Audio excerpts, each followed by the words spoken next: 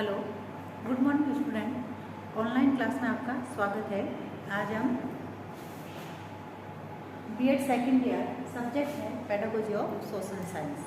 इसमें हमारा टॉपिक चल रहा है सामुदायिक संसाधन। इसके अंतर्गत हमने सामुदायिक संसाधनों का अर्थ, इसकी परिभाषा और सामाजिक शिक्षण अध्ययन में जो सामुदायिक संसाधन जिनका प्रयोग ज़्यादातर किया जाता है उसके बारे में अध्ययन किया था। इसमें हमने ऐतिहासिक, सांस्कृतिक तथा संग्रहालय और संसाधन व्यक्ति और विशेषज्ञ तथा प्रशासनिक कार्यों से संबंधित जो संसाधन है उसके बारे में अध्ययन किया था। आज हम जो सामुदायिक ये जो संसाधन है, इन सामुदायिक संसाधनों के महत्व के बारे में जानकारी प्राप्त करेंगे। इनका यानी ये जो सामुदायिक संसाधन है इसका क्या महत्व है। सबसे पहले तो ये जो सामुदायिक संसाधन है यह विद्यार्थियों को रोचक और गतिशील अनुभव कराते हैं। ये रोचक एवं गतिशील अनुभव, रोचक और गतिशील अनुभव करवाते हैं। यानी समुदाय जो है, समुदाय में होने वाले जो विभिन्न प्रकार के जैसे कार्य है, क्रियाकलाप है, उनकी जो जीवन शैली है, रहने का तरीका है, जीवन जीने का ढंग है और विविध प्रकार के जो कार्य जो होते हैं जैसे शादी ब्याह है, इस प्रकार के जो कार्य है ये सब जो है विद्यार्थी को अत्यंत रोचक और गतिशील का अनुभव प्रदान करते हैं या इनको रोचकता का अनुभव करवाते हैं। क्योंकि जो समुदाय होता है, प्रत्येक समुदाय का अपने अपने रहने का तरीका होता है, जीवन जीने का ढंग होता है, उनकी शैलियाँ होती है। तो इस प्रकार से जब विद्यार्थी इन सामुदायिक संसाधनों को देखता है तो उनमें एक रोचकता उत्पन्न होती है। फिर दूसरा है सामुदायिक जीवन के ढंग का ज्ञान। सामुदायिक जीवन के ढंग का ज्ञान, यानी समुदाय के सर्वेक्षण द्वारा तथा शैक्षिक भ्रमण के द्वारा बालकों को सामुदायिक जीवन के विभिन्न पहलुओं का ज्ञान प्राप्त होता है। यानी बालक जो है सामुदायिक जीवन से कब अवगत होते हैं, जब बालकों को जो है सर्वेक्षण करवाया जाता है, शैक्षिक भ्रमण करवाया जाता है, तब समुदाय से संबंधित जो उनके जीवन जीने का जो ढंग है उस ढंग का ज्ञान प्राप्त करते हैं। उनकी रीति रिवाजों से परिचित होते हैं, अवगत होते हैं, उनके खान पान से अवगत होते हैं, उनके रहने का तरीका, उनके जो रहने का तरीका है उन तरीकों का पता चलता है। ये सब कब होता है, जब हम जो है समुदाय जो है या समुदाय के निकट ले जाते हैं या उनको भ्रमण करवाते हैं, उनको जो है सर्वेक्षण करवाते हैं, तब इन चीज़ों के बारे में वो विद्यार्थी जो है ज्ञान प्राप्त करते हैं। फिर विविध क्रियाकलापों के अवसर मिलते हैं। तीसरा है विविध क्रियाकलापों के अवसर मिलना। अब है इसमें जैसे समुदाय में प्रत्येक क्रिया के अवसर प्राप्त होते हैं। यह क्रिया अतीत से जुड़ी भी हो सकती है और वर्तमान से जुड़ी भी हो सकती है। यानी समुदाय में जो क्रियाकलाप है उनको जानने के अवसर मिलते हैं, यानी कौन कौन से कार्य हुए हैं और इसमें जो है ये जो क्रियाकलाप है यह बालक को जो वर्तमान में जो हो रहे हैं उनकी भी जानकारी प्राप्त हो सकती है और भूतकाल में जो पहले हो चुके हैं या अतीत से जुड़ी हुई जो बातें हैं उन अतीत से जुड़ी हुई बातों का भी ज्ञान प्राप्त होता है इसे सामुदायिक संसाधनों के माध्यम से। फिर है आध्यात्मिक विकास की प्रेरणा देने वाले। आध्यात्मिक विकास की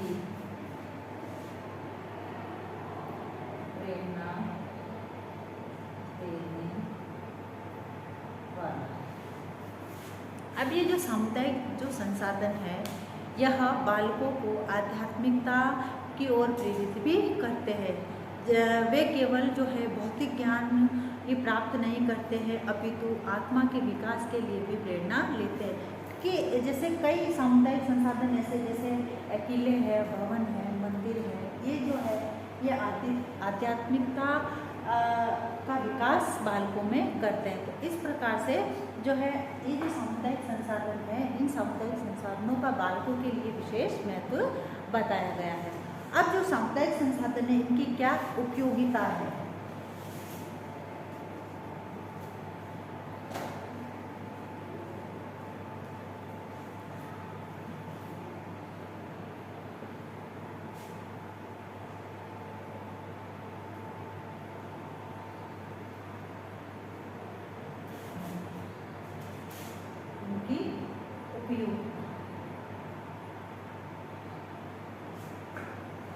यानी समुदाय भी विद्यालयों की स्थापना करते हैं। समुदाय जो होते हैं वह विद्यालयों की स्थापना करते हैं अथवा संचालन भी करते हैं और इस प्रकार राज्यों के शैक्षिक कार्यों में भी सहायता करते हैं। विद्यालय चाहे सरकार द्वारा स्थापित हो या फिर समुदाय द्वारा, वे अपना कार्य तब तक पूरा नहीं कर पाते हैं जब तक उन्हें परिवार और समुदाय का सहयोग प्राप्त नहीं हो। यानी विद्यालय का काम जब तक पूरा नहीं होता है तब तक उनको सहयोग नहीं मिलता है। उन्हें समुदाय से आर्थिक सहायता की भी आवश्यकता होती है, विशेषज्ञों के सहयोग की भी आवश्यकता होती है और जब विद्यालय और समुदाय से सामंजस्य नहीं होता है तब बच्चे आचरण की शिक्षा ग्रहण नहीं कर पाते हैं। यानी विद्यालय और समुदाय के बीच जब जो है सामंजस्य तालमेल नहीं बैठता है या सामंजस्य स्थापित नहीं कर पाते हैं तो विद्यार्थी क्या है, उनमें जो आचरण की जो शिक्षा है वह आचरण की शिक्षा ग्रहण नहीं कर पाते हैं। अब इसकी उपयोगिता में सबसे पहले है जैसे स्थानीय आवश्यकताओं की पूर्ति। समुदाय क्या करते हैं? स्थानीय आवश्यकताओं की पूर्ति।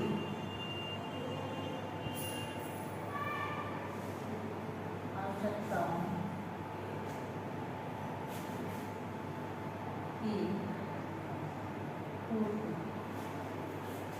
अब जो समुदाय जो है वह वहाँ की स्थानीय आवश्यकताओं की पूर्ति करते हैं। जैसे लोकतंत्रीय भारत में शिक्षा की पाठ्यचर्या लचीली बनाई जाती है। उसमें कुछ विषयों में जैसे उद्योगों एवं क्रियाओं का चयन स्थानीय आवश्यकताओं अर्थात समुदाय की मांगों के अनुसार किया जाता है कि विद्यार्थियों को स्थानीय आवश्यकताओं के अनुरूप उनको कौन सी शिक्षा दी जानी चाहिए और विद्यालयों को समुदाय की मांग के अनुसार इसका चयन करना चाहिए। उस स्थिति में विद्यालय और समुदाय क्या होते हैं? एक दूसरे के निकट आते हैं। यानी विद्यालय जो है वह समुदाय की आवश्यकताओं के अनुरूप यदि विद्यार्थियों को शिक्षा ग्रहण करवाते हैं तो इनमें जो है एक दूसरे के निकट आते हैं विद्यालय और समुदाय। फिर है विशेषज्ञों का सहयोग।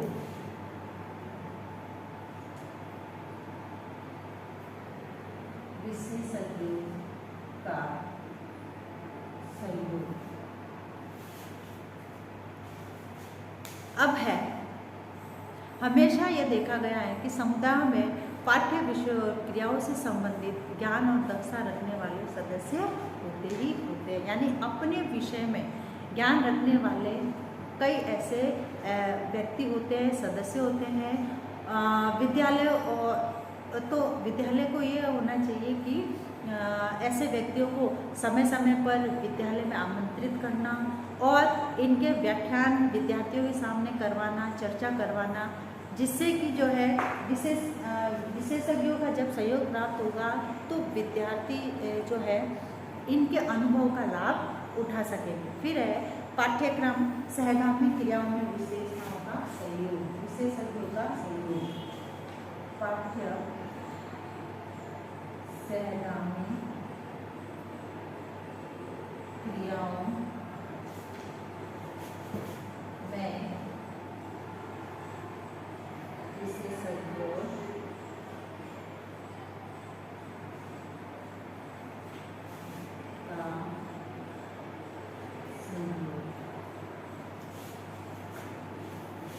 अब जो है जैसे सभी समुदाय में जैसे खेलकूद के विशेषज्ञ होते हैं, साहित्य के विशेषज्ञ होते हैं, सांस्कृतिक कार्यक्रमों में दक्षता और रुचि रखने वाले भी विशेषज्ञ होते हैं। तो इन्हें विद्यालय समितियों के सदस्य बनाना, इनको आमंत्रित करना और तथा इनकी योग्यता और दक्षता का लाभ उठाना। इससे जब पाठ्य शैक्षणिक क्रियाओं से संबंधित जब विशेषज्ञ विद्यार्थियों का सहयोग करेंगे तो विद्यार्थी प्रत्येक क्षेत्र में आगे बढ़ने की कोशिश करेंगे। फिर सामुदायिक आयोजनों में विद्यालयों का सहयोग, यानी सामुदायिक जो आयोजन वगैरह होते हैं, जैसे प्रतियोगिताएं वगैरह होती है, खेलकूद प्रतियोगिता है, सांस्कृतिक प्रतियोगिता है, उत्सव है, इन सब में जो है विद्यालयों का सहयोग करना चाहिए समुदाय को। इससे जब ये विद्यालयों का सहयोग करेंगे तो समुदाय और विद्यालय क्या होगा, एक दूसरे के निकट आएंगे। फिर है समाज सेवा।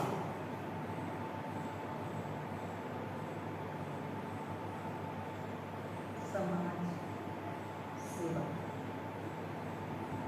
अब जब समुदाय को ये विश्वास हो जाता है कि विद्यालय जो कार्य कर रहे हैं वह समाज के हित में कार्य कर रहे हैं, तब विद्यालयों का सहयोग जो है समुदाय वाले व्यक्ति अवश्य ही करेंगे। यानी उनको ये विश्वास होना चाहिए कि विद्यालय जो कार्य कर रहा है वह विद्यार्थियों के और समाज के अनुकूल तथा उनके अनुरूप ही कर रहा है, तो इससे उनको सहयोग प्राप्त होगा। अब है जैसे समुदाय को क्या होना चाहिए कि समुदाय को जो है विद्यालयों के लिए खेल के मैदानों की व्यवस्था करनी चाहिए। फिर है समुदाय में जैसे पुस्तकालय है, वाचनालय है, इन सब की सुविधा प्राप्त करवानी चाहिए। फिर है जैसे टीवी है, रेडियो है, ये जो अपने श्रव्य दृश्य सामग्री संचार में इन सब की सुविधा प्रदान करनी चाहिए। फिर है विद्यालय में अधिकारियों की कर्तव्य निष्ठा, यानी विद्यालय में जो अधिकारी है वह अपने आप को उस कार्य के प्रति कितने कर्तव्यनिष्ठ समझते हैं। तो इस प्रकार से जो है हम कह सकते हैं कि ये जो समुदाय सामुदायिक संसाधनों की विद्यार्थियों के लिए तथा समुदाय के लिए बहुत ही उपयोगिता मानी गई है। अब आज का अपना इससे संबंधित ग्रहण है।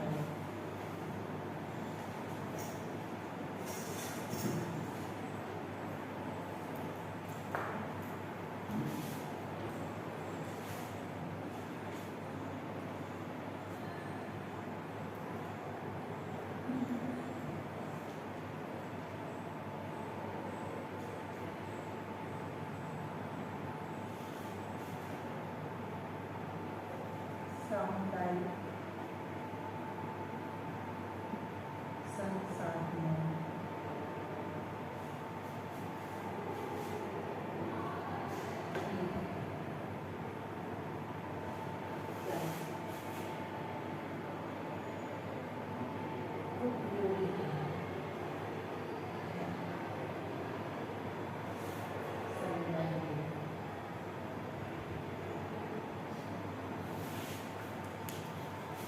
अब एक विशेष बात, जैसे कि हम सभी जानते हैं कि कोरोना जैसी महामारी फैल रही है तथा इसे बचाने तो हमें उपाय करने हैं। हाथों को सैनिटाइज करना, मुंह को मास्क लगाना, सोशल डिस्टेंस का ध्यान रखना। स्वस्थ रहे, सुरक्षित रहे। धन्यवाद।